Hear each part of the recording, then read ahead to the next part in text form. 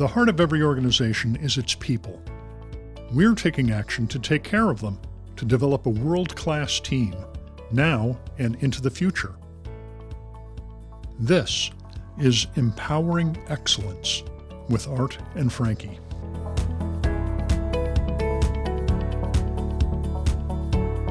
Welcome back to another stimulating episode of Empowering Excellence with Art and Frankie. We're going to drop a little remix here because Art is out. Our guest co-host with us today is Jen Carney. Welcome back, Jen. Thank you. Love being back here. Yeah, it's been a while. I feel like it's maybe been a year since the last time you were in here. I think so. In this episode, we're going to explore the cutting edge of leadership and innovation in today's complex world. And today we have a special guest with us named Rob Weaver, who's the recent recipient of the prestigious Supervisor of the Year Award at Naval Information Warfare Systems Command. Yeah, that's a round of applause. Awesome. Rob Weaver is renowned for his ability to simplify complexity, so I'm looking forward to that, and fostering a culture of innovation and risk-taking. And he's here to talk to us today about a critical topic, which is mission engineering. Rob, welcome to the show. Thank you for having me. Yeah, of course. We're thrilled to have you. Before we dive into mission engineering and all the things that are with it and surround it, I kind of want to get a little bit of background on you because this is my first time meeting you. I've seen your name, but I've never met you in person. Tell us a little bit about yourself. Like, how did you end up at NAVWAR and the role you're in? I was active duty Navy, and the last tour I did in uniform was at the time NAVWAR Space Field Activity out in Chantilly, Virginia. Oh, wow. I was really fortunate to meet some really great leaders out there and was able to find a way to transition from the military side over to the civilian side, and moved out here to San Diego and immediately started working at NAVWAR Systems Center Pacific. It's now changed the name over to NAVWAR. Coming up on my 16th year as a civilian. Sweet 16. I know. It's flying by. I know, right? Bounced around between NAVWAR, PEOs, and now supporting NAVWAR 5.0 as the mission engineering department head. So I've served a lot of different roles, project management, program management as an APM. It's been a really interesting and just really enjoy supporting the Navy. It's been 25 years now. Awesome. Well, congrats. That's a long career. I'm sure you still have long ways ahead of you, and we're happy to have you. Thank you. You mentioned mission engineering in 5.0. So for our listeners who might be unfamiliar, that's me, raise my hand. I already told you, like, oh, I don't know what this mission engineering is. Let me check it out. Can you explain what mission engineering is and how it's transforming the way that we approach challenges in the Navy? Yeah, absolutely. Mission engineering, for those of you that have read our NAVWAR digital engineering strategy, mission engineering is a component of digital engineering.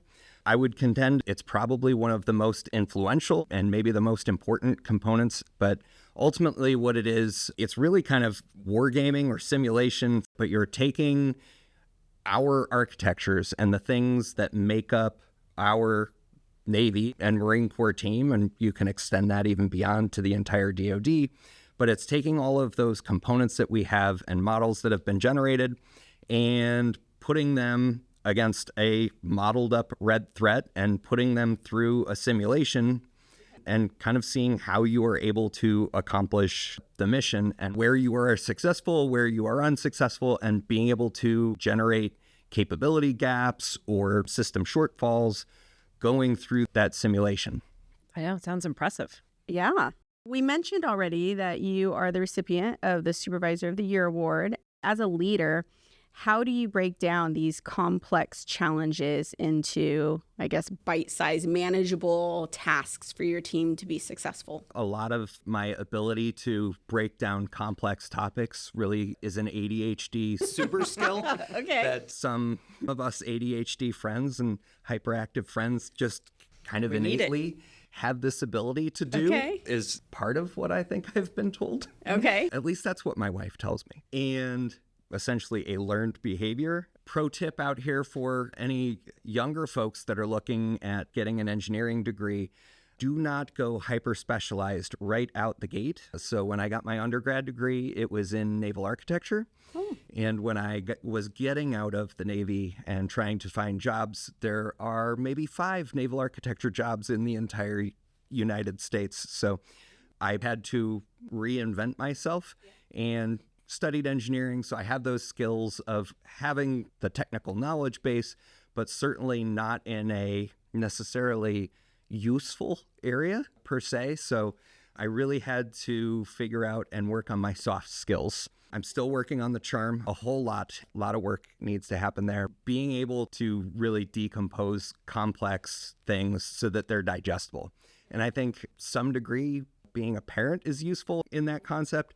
And so I'm always trying to think, how would I explain this to my kid? How can I break this down to the 7th grade level? Yeah. And I figure when you're talking about incredibly complex technical things, if we can get away from using as much of the technical jargon as we can and just really break it down to, let's simplify the language as much as we can and really break it down to basics so that we can get everybody on board, because let's be honest, language is hard. Yeah, that's really important, making sure that everybody's on board, because I'm a non-technical type. And so when you talk to me with big words, I'm like, sounds really cool. I have no idea what you're saying. So, but you're doing a great job here. Well, you're thank breaking you. it down for that 8th grade level that I'm looking for. And how do you then use that to tie into, especially working here at NAVWAR, and we have so many different competencies in different areas. So how do you use that then to reach out to the other competencies and kind of get them involved as well? But I think there is that component of, we do all speak a different language. And even though we all speak Navy, Right. some people speak acquisition and some people speak engineering and some people speak logistics. And Right. it is a diverse We have group. HR. That's right. Absolutely, yeah. Right? So that's We what have I'm saying. The different languages, how do we work, especially for you, to say, okay, how do I make it so that we can get buy-in from everybody and that this shows that this applies to everybody? It's getting everyone at that common baseline of knowledge and understanding, and making sure when you're in the room and working with cross-functional teams that you've broken that down and you've got everybody nodding up and down, and then you can start building up and really getting into the complexity down one spoke of that cross-functional team and get into the technical nitty-gritty, and then kind of pull back out and maybe head down a different path of the development spoke, and checking back in and making sure that we've still got consensus across the team, which I think is really critical. And it's something that I try to bring into my leadership, is making sure that everybody's on the same page with the direction that we're taking something, a project or a task that we're working on, an effort, and making sure that everybody's had an opportunity to weigh in on the direction that we're heading and getting that buy-in from the team so that we can move out together.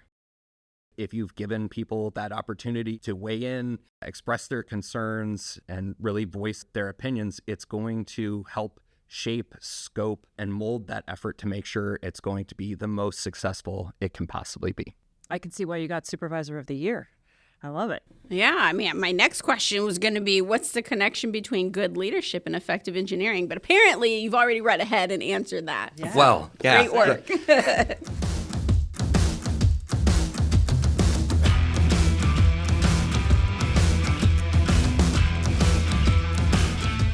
You mentioned mission engineering, but you also talked about digital engineering. Is there a difference between the two? And if there is, explain that to this 8th grader here.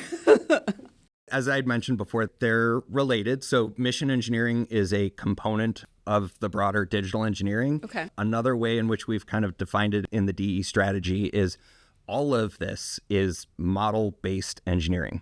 And so today, we are certainly doing digital engineering, or the way in which we have been doing engineering over the last 20 years has certainly been digital. Okay. Nobody has paper out. We are Right. not drafting things anymore, but it's static files, right? And that we're going in and we're changing Visio diagrams. We're working off of Excel spreadsheets, everyone's favorite tool in the whole Jen world. loves I Excel. was going to say, hello, let's not get gosh. rid of it. I know. I'd like to bust it out every so often. I have a crush on Excel. Oh, man. It is my fave. I'm not going to lie. I'm blushing right now. If you can't see this, but I am. It's my favorite tool. Going back to a little bit of everything being model-based. Everything is moving towards this model-based engineering. And so it's representatives of the systems that we are designing, maintaining, delivering, operating. A model can be anything. You have physical models. You could have a drawing of this room or a representation, or floor plans and things like that. Okay. Those are models. And then you also have modeling and simulation, weather forecasting models. And is kind of that fit into kind that. of leaning into what you were talking about when you were mentioning the wargaming? You build out scenarios and you're testing a product against, like, what if the weather was like this and then this happened? How would we respond? Absolutely.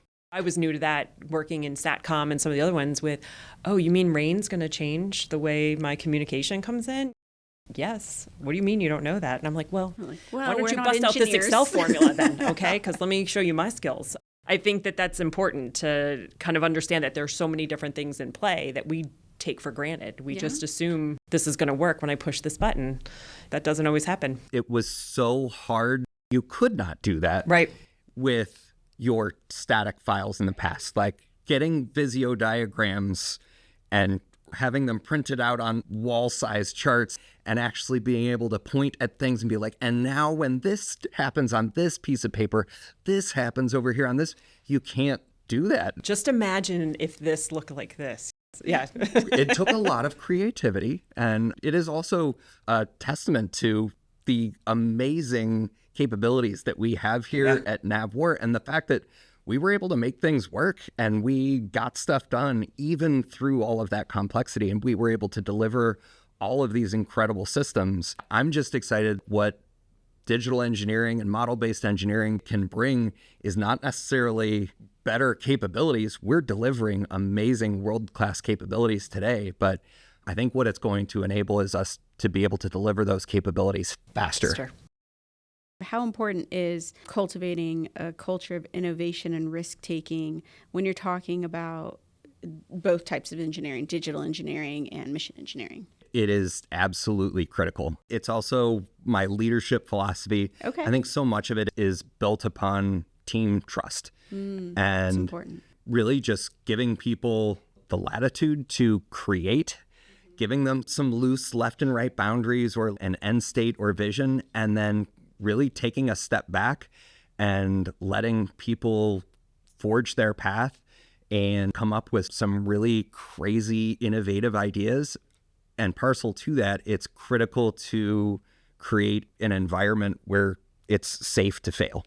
And The so, psychological safety. Yeah. They kept briefing. Yep. absolutely.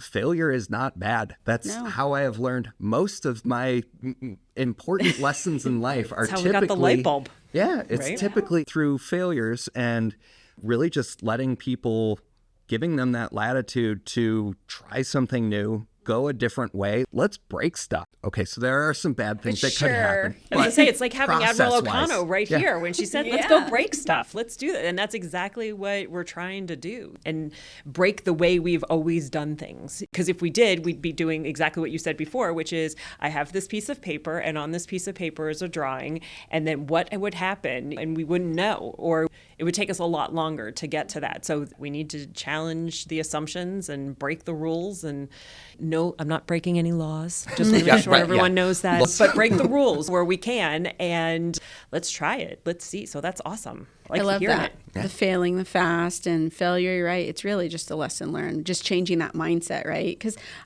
I know a lot of perfectionists, and the word failure is like, oh my God, no, we can't do that. But I think you're right. Throughout our history as a nation, we wouldn't be where we are today without those quote unquote failures, which I'm going to replace with lessons learned. I like that. That's how we've won wars. If you took some of the rules, we wouldn't have stormed beaches and done some things that people would have said, absolutely not, that you can't do that. And we just did. You know what? Now you can. And my favorite, Mattis, same thing. You're not Yes. supposed to be this far inland when you're a Marine. And it was like, no, we are. We are, and we're doing it. And look how well that came out. So that's awesome.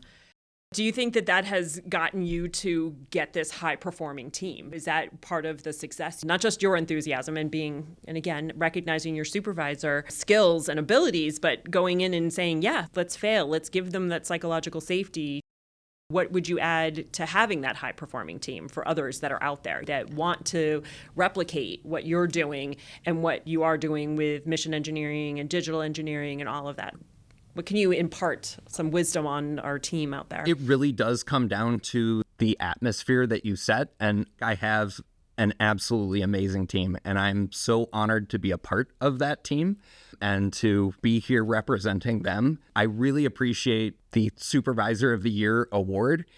Yes, while it is recognition of me, I think it's recognition of that amazing team. And without them, I would have nothing. I wouldn't be anywhere. It's really nice to get that feedback from the team and say, hey, you're doing a good job. Keep it up. They've set a high bar for me now, so I need to keep that up. I expect them to hold me accountable to those high standards. Who has inspired you the most, whether it be either at work, at home, outside in the world? And then how do you then help with your team to get them to have their inspiration or kind of draw from individuals what they like?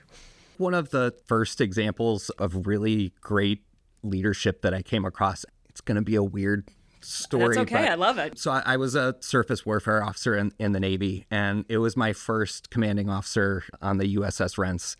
And he was such an interesting human being. He was so hard on the JOs, junior officers. And so being as an ensign at the time, I was one of those people that he was pretty tough on and held us to a pretty high standard and expected a lot of us. Watching him interact with the rest of the crew, I think, was really what endeared me to him or really made me respect him. He was the number one person on the ship, and when he was walking down the passageways, everyone would stand at attention and make sure that he had a clear path to get wherever he was headed.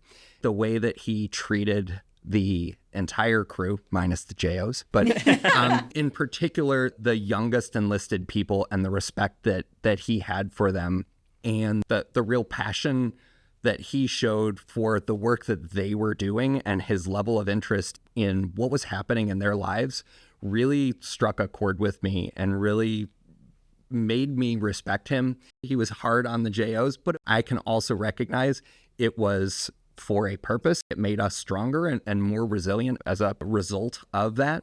But then also the way that he then treated the next step up from the JOs. Right. It was a lot of respect as well there. So really finding that was an important lesson, I think, to learn is how to show respect to other people. I like that. Finding out how do people get to where they are. And then hearing a little bit of the backstory.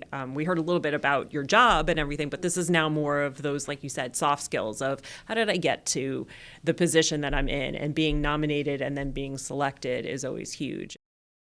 What you were talking about as well is you got the permission to fail. So that's great that you can now say, hey, I was given that permission to fail. I wasn't in trouble for it. Now I've got a team that we can do this with. So that's awesome. With your accolades of being Supervisor of the Year, and you kind of shared with us two leaders that you learned under and kind of helped shape you who you are today, with the future leaders in mind, those that are coming after us, what are like top 1-3 things that you want to impart on those future leaders or those who think they have some kind of glimmer, like I might want to be a leader, maybe not, but if they're on the fence, what would you tell them?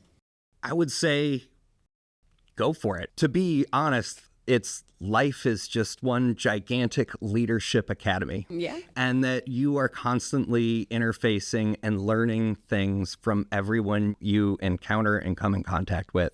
Many of them are positive interactions. Grab the things and pay attention to those things that make you feel good and really make you feel valued in the organization, and really take note of that and take a second to analyze what are the people around me, or the boss of this effort, if there is that supervisory element, what are the things that person is doing that is making this so successful? Mm-hmm. And I think we can learn a lot from some failures. I agree. Is that a soft way to put that?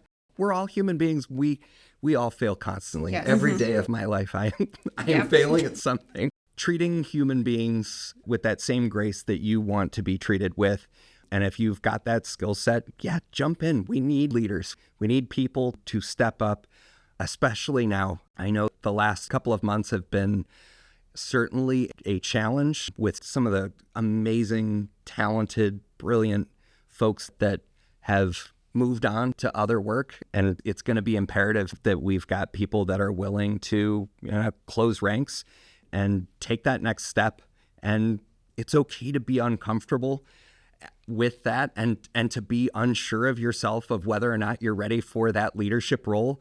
The truth is none of us are really ready for it. And I think just walking into that with humility and saying, I'm going to give this a go.